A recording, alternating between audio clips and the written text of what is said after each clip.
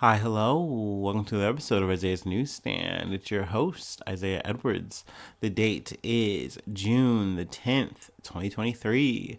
Hopefully, this episode finds you well, in good spirits, and high hopes. As for me, I'm doing pretty good.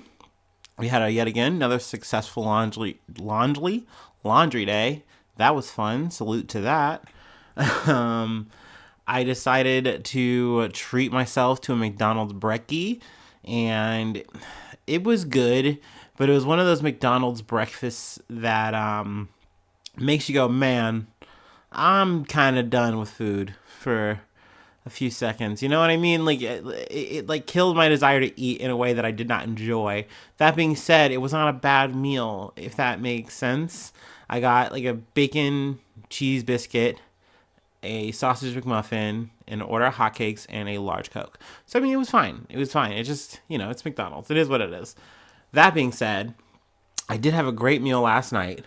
After I did my episode, finally cooked, and pretty much it was this calzone that I got from my work mom.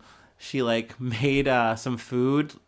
She does like she likes to bake. She likes to just cook a lot of stuff, and she just made this calzone with chicken and peppers, and it was so good. I fried up some fries and ate that baby up. It was oof.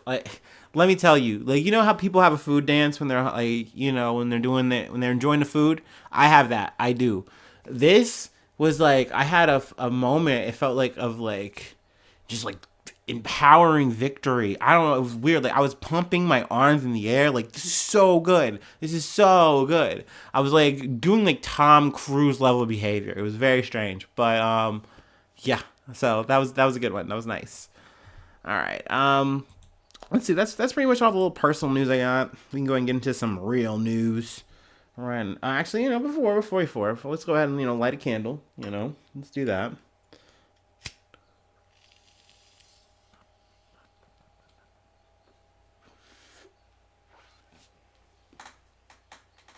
Ooh, light a candle, feel the breeze. All right. All right. All right. Now let's get into some news. From ABC News, sweeping 37 count indictment alleges Trump hoarded national secrets, orchestrated obstruction of an investigation. So, this is one of the bigger indictments. Also, to see that it's 37 counts. We're not going to go into all the details of the counts exactly, but let's see. The court papers allege that the classified documents included defense and weapons capabilities of both the United States and foreign countries, the United States nuclear programs, potential vulnerabilities of the United States and its allies to a military attack, and plans for possible retaliation in response to a foreign attack. So these are all the kind of documents that are chilling like Mar-a-Lago, like hanging out and like these little ballroom kind of stages, just chilling. People could literally go in there and like peruse them if they fucking wanted to. Also, it stated that there's like literal taped like interview, or not like interview, but it's like conversations with Trump saying like, "Hey, I have these documents. They're like really interesting. It's crazy shit." And like, I really want to talk to you about them, but I kind of can't because I didn't declassify them. But it's like really big stuff. It's like crazy stuff. And he's like talking to his aides and his staff, and it's such a weird conversation because it's like, why are you telling this to these staffers? Like, are you telling it to impress them? Because then there's like the report of like, oh yeah, that's crazy. Like, oh wow, wild. Because like, what are you doing? This is your boss just like flexing, or is this Trump trying to be like, hey, like these are really important documents. That's why I got them. That's why I'm sitting on them. Big secret stuff. As if it's to like hint, like I need you guys to make sure that we are constantly aware that like we got to keep this shit under wraps. This is important. I don't know. Maybe it's a mix of the two, or maybe it's something else. A secret third option. Trump is an enigma to me, at least. I don't know. I haven't figured him out. But I mean, this is a big development, but at the same time, his like the whole process of this, we've kind of talked about it with the hush money scandal in New York. It's going to take time. And it's part of the reason why I like that they indicted him earlier, at least with the New York thing, because of just the pace of time. It is at least going to happen right around the time we get into full steam on the campaign trail bullshit for 2024. I mean, granted, no matter what on this, it would have taken, I think it's going to take about 2 years or so to finally get everything in the open. Potentially, if Trump wins, he could literally just dismiss the whole case and it would just be a wrap anyway. So, it's kind of a nothing burger thing. But at the same time, I am happy to see a real indictment on the table, especially one at the federal level. It's just a big difference between the state and the federal. And, prior to the indictment, Trump's team did try to go out and say, hey, wait, like, you guys have been, like, harassing people for these grand juries and all this kind of stuff. It's not even warranted. Like, they were trying to get it thrown out before it even got out, like, the indictment. But they're like, no, we have enough evidence. We're going to try them. They, like, did a little bit of an unusual thing of, like, a spoken release, like, of all this information. Something you don't normally do, but they're like, hey, we really want to go out of the way to tell you why we made this indictment, what is he being charged for, all this yada, yada, yada. So, in terms of how this is going to affect Donald Trump in the campaign, it looks like, yet again, positively, because he's just making more money. Like, and I was thinking about this too, like, this dude's, like, making shirts off of this whole fucking shit. Like, this quote-unquote witch hunt, this political hoax. But he's making money hand over fist, like selling shirts, getting donations. Like, this dude is like just an absorbent figure to this kind of scandal, all kind of scandal. I don't fucking know, man. But at the same time, I do think it does affect people who are like in that moderate range, if you will, who get uneasy about the idea of like Donald Trump being so in the news for being a criminal. I think people, like, it is unsettling. Or it's not so much as it's unsettling, because then you wouldn't fucking touch the guy in the first place. You knew. Like, you have to have known, like, but I think seeing it on such a big scale, black and white, it just makes people uncomfortable, and they're like, oh, I don't really want to back this guy. So that's why the conversation of like, oh, maybe it's DeSantis. Or also I've heard in a lot of these little roundups where they're talking about all these candidates, what if it is this knockdown, drag-out fight, and both of these guys wind up somehow knocking each other out? And that's how the scrum of all these Republicans wind up, becoming more viable. I think that's kind of a pipe dream, but, whatever, something to talk about. Let's see, one more thing I kind of wanted to talk about, too, is, like, it's so funny how this conversation about Hillary Clinton was always a thing. Like, Trump really hopped on it saying, like, oh, she did all this shit, all the emails, da-da-da-da-da, and people really ate that shit up. But now, shoe being on the other foot, a whole ass president was holding on the documents he had no business holding on to. He knowingly did this, and then was clearly obstructing it. And that's another big thing, too. I'm kind of getting a bit of a tangent here, but there's a big difference in what Trump did as opposed to the documents that Mike Pence had, which I didn't cover this, but they went through, did an investigation. They said, okay, you're fine. It's all good. He's not going to trial here because he cooperated. Same fucking thing with Joe Biden. Plus, he's a fucking president. Plus, I don't know, ratio, whatever, your mom. I don't know. But it's one of those things where the biggest outlier is Trump throughout this whole time fought the process, lied about it. Like, literally in this article, he, like, is trying to say, like, could we just, like, not, like, pick up the phone? Can we just not, can we just say we don't have anything? Like, he just wanted to keep lying and fighting the process, and that's why it's biting him in the ass. But yeah, the constant comparison to Hillary Clinton are weird. Also, they talk about Hunter Biden a lot, so I foresee a lot of Hillary Clinton's emails, Hunter Biden's cock. It's a lot of that shit. Be prepared for that if you're seeing that on your news feeds, or at least your Twitter news feeds. I don't know if you're me. But yeah, it's going to be fun times. But I don't know where this is going to go. It's interesting. But they do have the taped interview if you want to read the actual quote. I think it's somewhere in the ABC thing. And there's also a CNN article. Exclusive, Donald Trump admits on tape he didn't declassify secret information. So yeah, we'll go ahead and move along from there. I really don't like talking that much about Trump. It's kind of fucking whatever. Let's see. Boris Johnson. Let's talk about a variation of Trump, though. We're in the Trumpverse. Boris Johnson resigns as prime minister. I'm sorry, no, not prime minister. Resigns as MP, accusing Commons investigation of attempting to drive me out. So yeah, it's the end of an era. Old Bojo is really out the door. But Boris Johnson, Britain's former prime minister and one of the most divisive leaders of his generation, has resigned as a member of parliament after accusing a committee of attempting to drive me out, he said in a letter on Friday. I think this is one of those tactical outs for him because he didn't want to potentially have to go to an election, lose, and then not to mention continuing this whole investigation of like the whole Partygate scandal, something we have talked about before. He just felt like he was up against the ropes and he really wasn't going to win anyway. So you kind of get to control burn, you know, get your little deuces out, say, hey, I was persecuted. This is a witch hunt. And, he also does try to, like, he's been trying to, like, throw a little bit of shade. Like, look, this administration is so much more worse off. Like, people didn't like our administration, the Tories, when I was on my outs, sure. But it's even worse now. Like, it's like, dude, that was inevitable. No one likes you guys because you guys aren't doing anything positive for this country. Brexit was a fucking mess. He was the leader of it.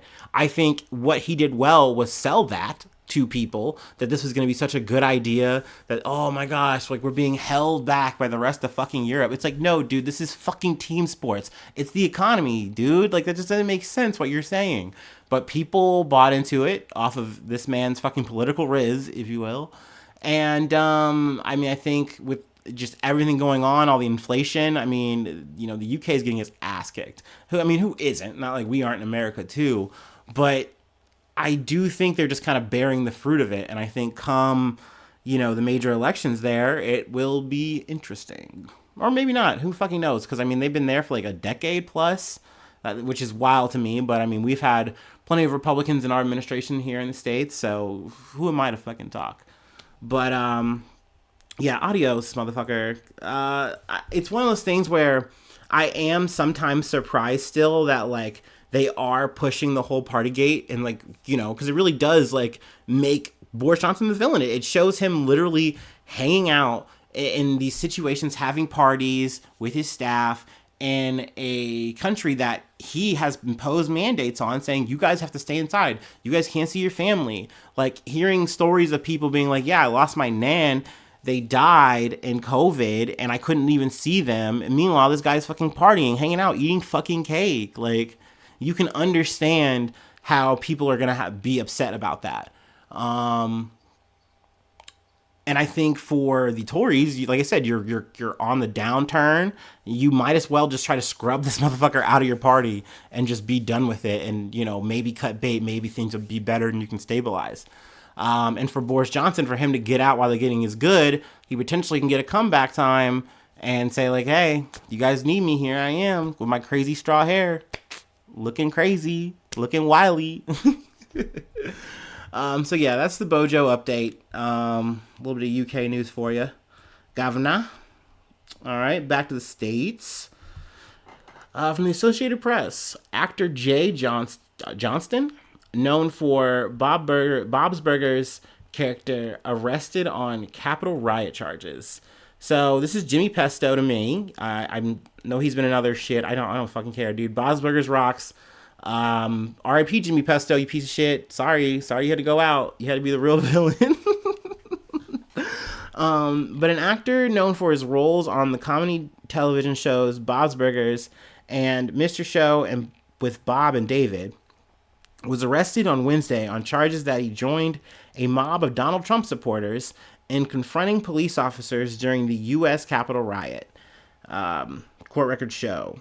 So Jay Johnston was, he's 54 years old, of Los Angeles, was arrested there on charges including civil disorder, a felony, and then a federal magistrate judge agreed to free Johnson on a $25,000 bond. So yeah, I mean, he's good to go on that, but yeah, he is finally, I guess, facing the charges. I had heard about him getting banned after everyone had found out.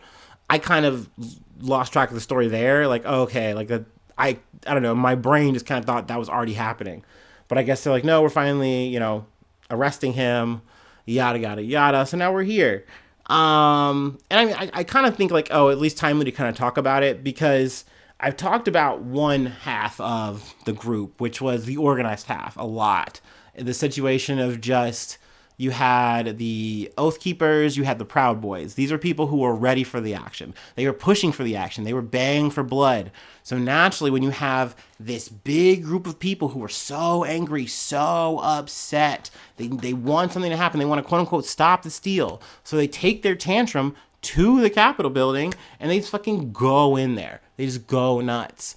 And I think to myself, if you didn't have this group of people, the other half, that were so angry and wanted to take it from the level of protest to actual riot, you don't have a fucking riot. Those people wouldn't have made those moves. They would have looked ridiculous just storming in there like, oh, yeah. That would have been the worst case scenario. Like, you needed all those things, plus a Donald Trump to whip you into this frenzy, I guess.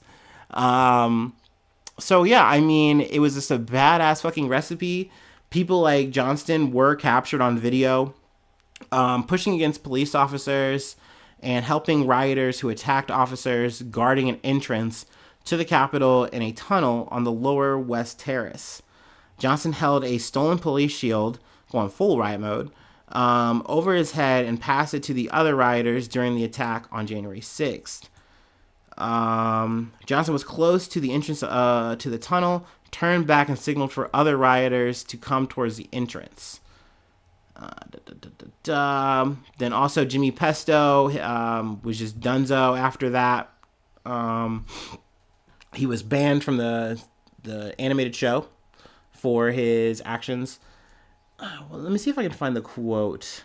Talk about more activities he was doing there. I don't think he actually went into the building, but he was like one of those everything but guys who was just like, I need to help out and be involved here. And then he went on about his life and went on home. He had like a round ticket from LA to Washington and back.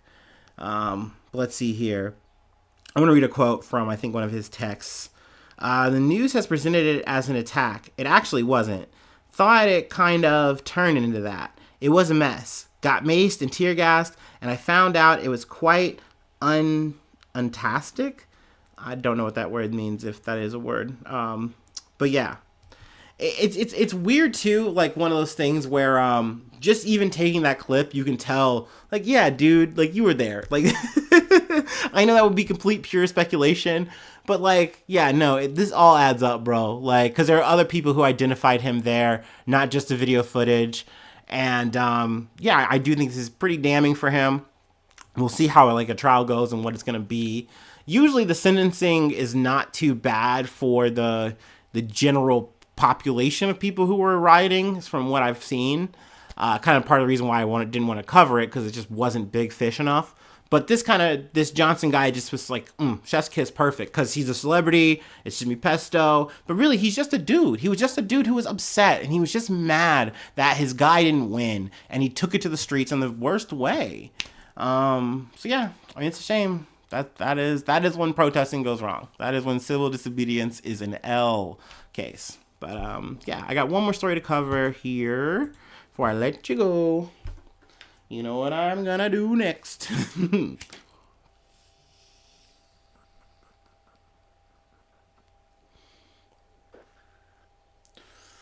Oh yeah.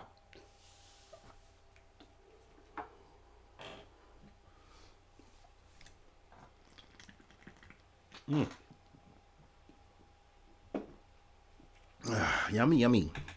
From Reuters. 4 Colombian children found alive in jungle weeks after plane crash.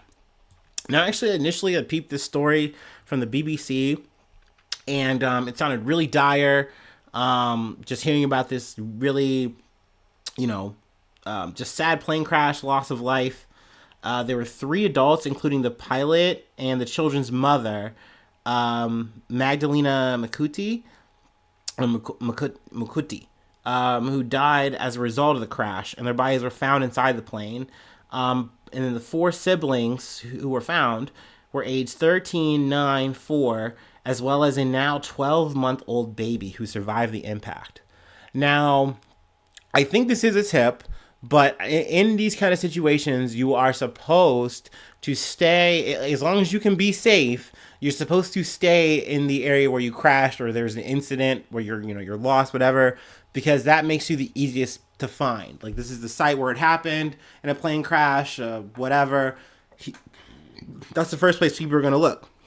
But obviously, these are just kids. They're not going to know. Also, they're hungry. They need to eat. You're going to do your best to survive at that point. Obviously, totally get it. So these kids were, in this Colombian jungle, and for weeks. And I finally hear the story. They said, hey, like, we're trying to drop supplies in the jungle, and hopefully these kids can find it. And it's like little kits, like water, food, just give them something, and hopefully, they're going to be found. So it was cool that, after so long, they actually found all 4 of these children. That's, that's awesome. So that's, some good news to kind of end I guess it's the end of the week on, into the episode on, so good vibes. Obviously sad about the loss of life, but, obviously just harrowing situations of survival like this is just like, wow. So good that at least, some people made it out of that plane crash, So yay.